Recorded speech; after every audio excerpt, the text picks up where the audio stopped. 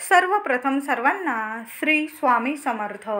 स्वामी महाराजांच्या कृपेने तुमच्या सर्व चांगल्या इच्छा पूर्ण होत ही स्वामींचरणी प्रार्थना करते आणि आजच्या व्हिडिओला सुरुवात करते. प्रत्येकालाच वाटतं आपल्या वास्तूमध्ये सुख, शांती, समाधान, आरोग्य, धनसंपदा यांचं वरदान असावं, आपल्या कामामध्ये यश यावं, आपल्या कामात आणि आपल्या मनामध्ये असलेल्या इच्छा पूर्ण व्हाव्या. अर्थात त्यासाठी अभ्यास, शिक्षण, कष्ट करण्याची तयारी, मेहनत आणि चांगलं नियोजन या गोष्टींची तर अत्यंत गरज असतेच.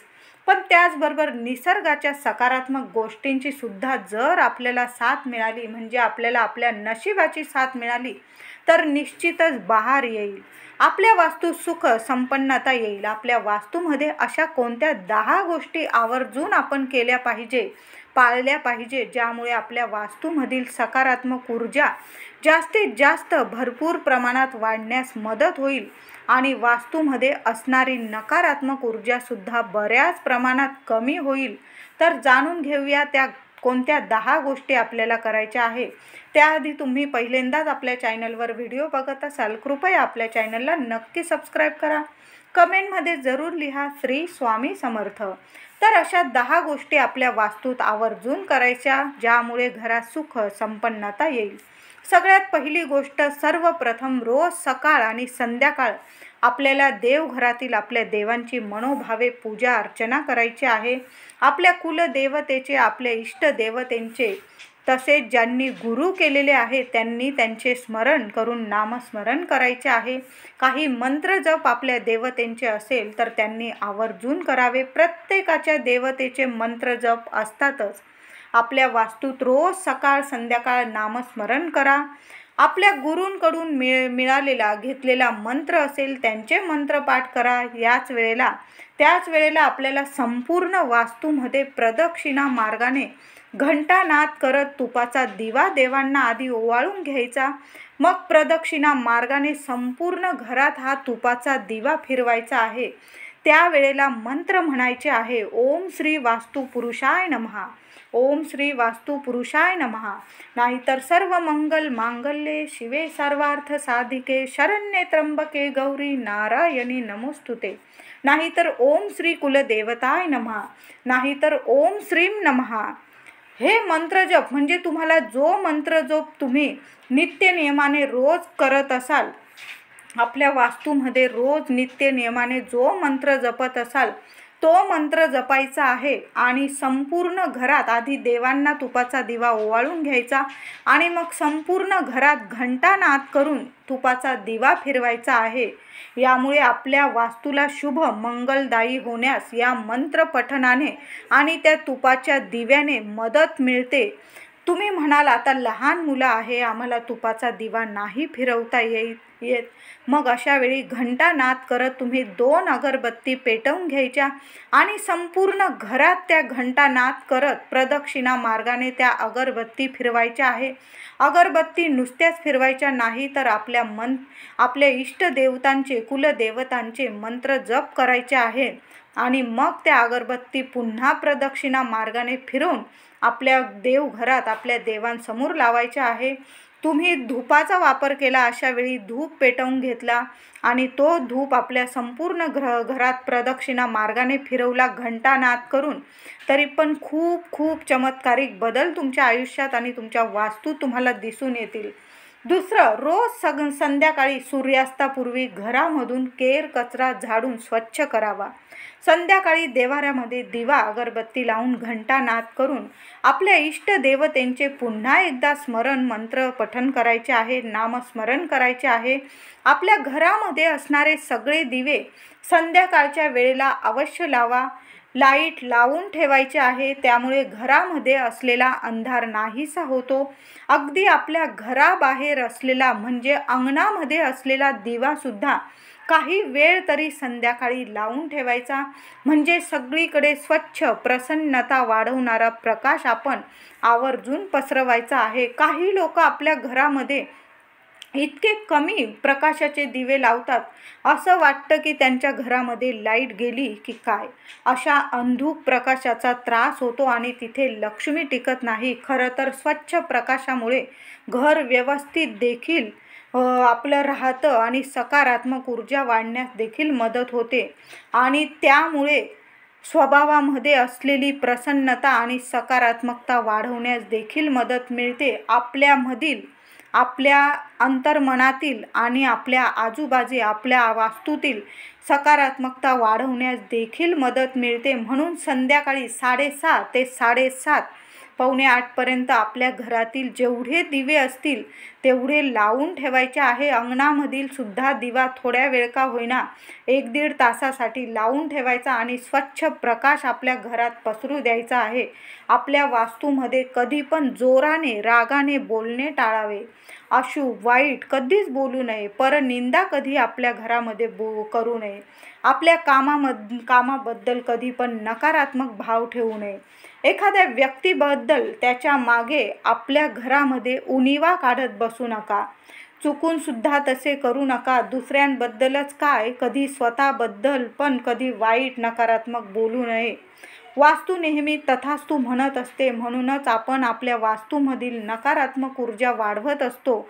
दुसऱ्यांबद्दल वाईट बोलतो आपल्या घरात बसून आणि आपल्याच घरातली नकारात्मक ऊर्जा आपण वाढवतो आणि आपल्या घरातली सकारात्मक ऊर्जा लक्ष्मी बाहेर काढतो असा याचा अर्थ होतो. म्हणून दुसऱ्यांबद्दल कधीच वाईट बोलू नका. सकाळ संध्याकाळ तर अजिबात नाही. कधीच कुणाच्या उणिवा काढत बसू नका. कुणाला वाईट म्हणू नका. हा असा तो तसा. त्याचे कर्म त्याच्याकडं आणि तुमचे कर्म तुमच्याकडं. आजकाल कर्माचंच फळ मिळत असतं. वाईट कर्माचं वाईट, चांगल्या कर्माचं चांगलं. फक्त आपण चांगलं कर्म कसं करतो याकडंच फक्त लक्ष द्या. शास्त्रात सुद्धा सांगितलेले आहे नेहमी सकारात्मक राहा आणि सकारात्मक बोला. आपल्याकडं सुद्धा म्हणतात शुभ बोलणाऱ्या, म्हणून शुभच बोला शुभच होईल. आपल्या वास्तूमध्ये नेहमी शांत राहण्याचा, शांत ठेवण्याचा प्रयत्न करा. आपल्या वास्तूला आपल्या हातामध्ये घेतलेल्या कामाबद्दल सकारात्मक राहा, पॉझिटिव्ह राहा. नेहमी पॉझिटिव्ह विचार करा. शुभ ऊर्जा निर्माण करणारे स्तोत्र मंत्र यांचे पठण नेहमी करा. वेळोवेळी आपल्या वास्तूत करावे. नेहमी सकारात्मक ऊर्जाच तुमच्या घरात वाढणार आहे. म्हणून कधी कुणाविषयी वाईट बोलू नका. नेहमी पॉझिटिव्ह राहा. पॉझिटिव्हच होणार आहे तुमच्या बरोबर. चौथी गोष्ट, वेळोवेळी आपल्या वास्तू स्वच्छता करायची. आपल्या हिंदू धर्मात निरनिराळ्या पूजेच्या सणांच्या निमित्ताने आपल्या वास्तूची स्वच्छता आपण ठेवतच असतो. ती तर आपण करतच असतो. त्यामुळे वास्तूमध्ये सकारात्मकता, प्रसन्नता वाढवण्यास खूप चांगली मदत होते. त्याचबरोबर आठवड्यातून 3 वेळा तरी आपल्या घराची फरशी स्वच्छ पाण्याने, पवित्र पाण्याने पुसायची आहे. तुम्ही म्हणाल आता आम्ही रोजची फरशी स्वच्छ पाण्यानेच पुसतो, आम्ही काय घाण पाणी घेत नाही. तर मी म्हणते 3दा, आठवड्यातून 3 वेळा, नाही जमलं 2 वेळा तरी स्वच्छ पवित्र पाण्याने आपल्या घरातील फरशी पुसायची आहे. आता पाणी पवित्र कसं करायचं, तर पाण्यात थोडंसं खडं मीठ टाका, थोडीशी चिमूटभर हळद टाका, चिमूटभर हिंग टाका आणि थोडासा भीमसेन कापूरचा तुकडा टाका आणि थोडंसं गोमूत्र, गाईचं गोमूत्र, या 5 गोष्टी टाकून त्या सर्व वस्तू मिसळून आपल्या घराची फरशी स्वच्छ करायची आहे. घरातील सकारात्मकता वाढवण्यासाठी यामुळे खूप खूप चांगली मदत मिळते. म्हणून आठवड्यातून 2-3 वेळा तरी हा उपाय करायचा आहे. त्या वस्तूंच्या वापरामुळे घरामधील सूक्ष्म कीटक, किडे, मुंग्यांचा नाश होतो. शिवाय आपल्या उंबरठ्याला आठवड्यातून एकदा तरी, जमलं तर 2-3 वेळा करा, पण नाहीच जमलं किमान आठवड्यातून आपल्या कुलदेवतेच्या वारी मंगळवार किंवा शुक्रवार किंवा गुरुवार एकदा हळदीने लेपन करायचे आहे. त्याचबरोबर रोज उंबरठ्याची हळदी कुंकू लावून, अगरबत्ती ओवाळून, धूप दीप दाखवून आपल्याला पूजा करायची आहे आपल्या उंबरठ्याची. असे केल्याने वास्तूत मंगलदायक मानले जाते. आपला मुख्य दारसुद्धा नेहमी वेळोवेळी स्वच्छ करायचं आहे. आपण मंगळवेळी म्हणजे काही सण वार असतो, दाराला आंब्याची तोरणं लावायची आहे, आंब्याच्या पानांची तोरणं लावायची आहे, दारात रांगोळी काढावी. या सर्व गोष्टींमुळे घरात येणाऱ्या नकारात्मक ऊर्जेला अटकाव होण्यास मदत होते. म्हणजे वास्तूत नकारात्मक ऊर्जा प्रवेश करूच शकत नाही. 5वी गोष्ट, दर पौर्णिमेला, अमावस्येला त्याच्या दुसऱ्या दिवशी पौर्णिमेच्या अमावस्येच्या दुसऱ्या दिवशी त्याला आपण प्रतिपदा पाडवा म्हणतो। त्या दिवशी आपण आपल्या देवघरात कुलदेवीचे नामस्मरण करून एक गोडाचा नैवेद्य दाखवायचा आहे, कुलदेवीचे मंत्र जपायचे आहे। असं म्हटलं जातं आपल्या कुलदेवतेचे आशीर्वाद आपल्या वास्तूत व आपल्या कामांना यश मिळण्यास, आपल्याला आणि आपल्या कामांना यश मिळण्यास खूप शुभ असतात। आपल्या कुलदेवतेचे आशीर्वाद आपल्या सुख संपन्नतेसाठी फार आवश्यक असतात। कुलदेवतेची उपासना तात्काळ फलदायी असते, त्यासाठी कुलदेवतेची उपासना आपल्या नित्य सेवेत अवश्य असावी। काही लोकांना आपली कुलदेवताच माहीत नसते, आपली कुलदेवता कोण आहे हेच काहींना माहीत नसते। मग अशा वेळी त्यांनी शिवशंकरांची, शंभू महादेवांची आणि माता तुळजाभवानी मातेची उपासना करावी। तुम्हाला तुमचं कुलदैवत माहीत नाही ना, मग तुम्ही शंकरांची आणि तुळजाभवानी मातेची उपासना करावी। 6वी गोष्ट, दर अमावस्येला आपल्या घरामध्ये साफसफाई करून आपली फरशी मीठ, हळद, हिंग, कापूर, गोमूत्र या वस्तू पाण्यात टाकून मग पुसायची आहे। काही जण मीठ आणि नारळ घरामधून ओवाळून टाकतात, जेणेकरून घरामधील नकारात्मकता कमी होण्यास खूप मदत होते। म्हणून दर अमावस्येला एक नारळ आणि थोडंसं खडं मीठ आपल्या घरावरून ओवाळून टाकून द्यायचं आहे। यामुळे तुमच्या घरात नेहमी मंगलदायी वातावरण निर्माण होईल, सकारात्मक वातावरण निर्माण होईल। 7वी गोष्ट, आठवड्यातून एकदा म्हणजे विशेष करून गुरुवार, अष्टमी, पौर्णिमा, पंचमी या दिवशी घरामध्ये गुगुळ धूप हा जाळायचा आहे, आपल्या वास्तूत फिरवायचा आहे। घंटानाद करून गुगुळ किंवा तुमच्याकडं जो धूप असेल तो आपल्या वास्तूत घंटानाद करून फिरवायचा आहे। गुगुळ जेव्हा जळतो त्या ठिकाणी भरपूर प्रमाणात तिथे ऑक्सिजन खेचला जातो, म्हणजे त्या वास्तूमधलं ऑक्सिजन वाढल्यामुळे चैतन्य वाढण्यास मदत होते। वास्तूतील वातावरण शुभ ऊर्जादायी होते। वास्तूमधील वातावरण शुभ व मंगलदायी होण्यासाठी भीमसेनी कापूर जाळावा, हा सुद्धा खूप चांगला आणि प्रभावी ठरतो। वास्तूतील सकारात्मकता वाढवण्यास, वाईट शक्ती कमी करण्यास, बारीक सूक्ष्म कीटक सुद्धा नाश पावता यामुळे व वास्तू आरोग्यदायी होण्यास खूप मदत मिळते। म्हणून आठवड्यातून आपल्याला भीमसेनी कापूर सुद्धा आपल्या घरात जाळायचा आहे आणि आपल्याला अष्टमी, पौर्णिमा, पंचमी, गुरुवार या दिवशी आपल्या घरात गुगुळ धूप सुद्धा जाळायचा आहे। आपल्या वास्तूतल्या 4ही कोपऱ्यात महिन्यातून एकदा तरी काचेच्या बाउलमध्ये जाडं मीठ ठेवायचे आहे, किंवा तुम्ही भीमसेनी कापूर आपल्या घराच्या 4ही कोपऱ्यांना ठेवला तरीही चालेल। महिन्याभराने त्याला पाणी सुटून तो उडूनच जाणार आहे। पुन्हा वाटी स्वच्छ धुवून घ्यायची आणि पुन्हा मीठ नाहीतर कापूर ठेवायचा आहे। आता तुमच्याकडे भीमसेनी कापूर नसेल, तुम्ही साध्या कापराच्या 4 वड्या 4 कोपऱ्यांमध्ये महिन्यातून 15 दिवसातून एकदा ठेवल्या तरीही चालेल। खूप सकारात्मक बदल तुमच्या आयुष्यात दिसून येतील। लग्न कार्य ठरण्यात काही अडथळे येत असतील, संतान प्राप्ती होत नसेल तरीसुद्धा तुम्ही घराच्या 4ही कोपऱ्यांमध्ये असे कापराचे 4 तुकडे 4ही दिशांना ठेवून बघा, काय सकारात्मक बदल होतात तुम्हालाच जाणीव होईल याची। 8वी गोष्ट, दही भाताचा नैवेद्य ठेवायचा आहे।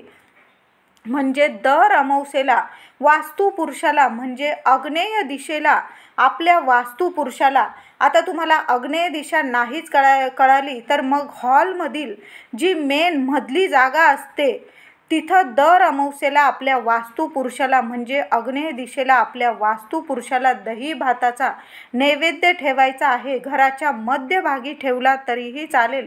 हा नैवेद्य दाखवून ओम श्री वास्तुपुरुषाय नमः या मंत्राचं तुम्हाला 21 वेळा तरी पठण करायचं आहे दर अमावस्येला। आणि त्यानंतर तो दही भात कावळ्यांना, चिमण्यांना एखाद्या झाडाखाली ठेवून दिला किंवा तुम्ही गच्चीवर ठेवून दिला तरीही चालेल। त्या वास्तुपुरुषाला पुरुषाला नमस्कार करायचा आहे, आशीर्वाद घ्यायचा आहे. आपल्या वास्तूसाठी शुभ मानलं जातं. यास म्हणून दर अमावस्येला आपण आपल्या वास्तू पुरुषाला सुद्धा दही भाताचा नैवेद्य अवश्य दाखवावा. आपण कावळ्यांना तर घास ठेवतोच दर अमावस्येला आपल्या गच्चीवर, त्याचबरोबर आपल्या वास्तू पुरुषाला सुद्धा नमस्कार करून दही भाताचा नैवेद्य दाखवायचा आहे. त्यावर थोडी साखर टाकली तुम्ही तरीही चालेल. यामुळे आपल्या घरात मंगलदायी वातावरण निर्माण होतं, सुख संपन्नता वाढते आपल्या घरात. 9वी गोष्ट, चतुर्थी, एकादशी, अष्टमी, पौर्णिमा या तिथींना वास्तूमध्ये शुभ ऊर्जा वाढवण्यासाठी गणपती, दुर्गा, लक्ष्मी, श्री महाविष्णू, शिवशंकरजी यांची उपासना मंत्र आवर्जून मोठ्या प्रमाणात करावे. चतुर्थीच्या दिवशी गणपती स्तोत्राचं पठण करावं. गणपती अथर्वशीर्षाचे 11 किंवा 21 पाठ, ज्याला एकदशनी असं म्हणतात, आपण चतुर्थीला अवश्य करावे. एकादशीला श्री महाविष्णूंचा वार मानला जातो. या दिवशी प्रत्येकाच्या घरामध्ये कृष्णाची मूर्ती, बाळकृष्णाची मूर्ती तर असते. तिला छान न्हाऊ धुवू घालून तिला छान तुळस अर्पण करावी, नैवेद्य दाखवावा. विष्णू सहस्त्र नामावलीचे पठण करणं अत्यंत शुभ फलदायी ठरतं. सुंदर अनुभव देणारे हे उपाय आहेत, म्हणून नेहमी करावे. दुर्गा अष्टमीच्या दिवशी घरामध्ये दुर्गा स्तोत्राचा पाठ करावा. घरातील भीती, संकट, अपयश यावर चांगला अनुभव येणारे हे स्तोत्र आहे. आपल्या घरात पाठ अवश्य करावे. पौर्णिमेच्या दिवशी महालक्ष्मीचं पठण करावं, म्हणजे महालक्ष्मी अष्टकाचा किमान 16 वेळा तरी आपल्याला पाठ करायचा आहे. प्रत्येक पौर्णिमेला सकाळी करा, संध्याकाळी करा. तुपाचा दिवा, अगरबत्ती लावायचं. माता लक्ष्मीला हळदी कुंकू अर्पण करायचं, लावायचं आणि महालक्ष्मी अष्टकाचा 16 वेळा पाठ करायचा. तुम्हाला सुंदर आणि सकारात्मक अनुभव येईल. तुमच्या घरात धनधान्याला कधीच कमी पडणार नाही, असा हा इतका छान अनुभव येईल तुम्हाला.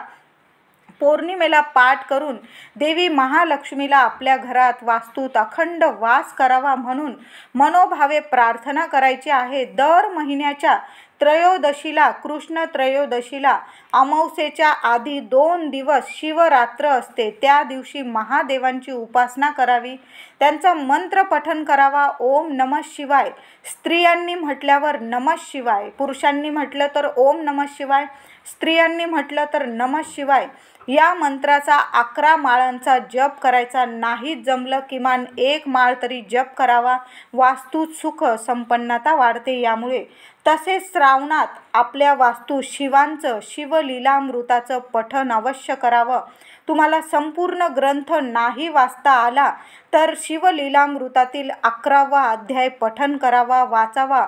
असं म्हटलं जातं, यातील 14वा अध्याय वाचल्याने आणि 11वा अध्याय वाचल्याने संपूर्ण शिवलीलामृताचे फळ आपणास मिळते.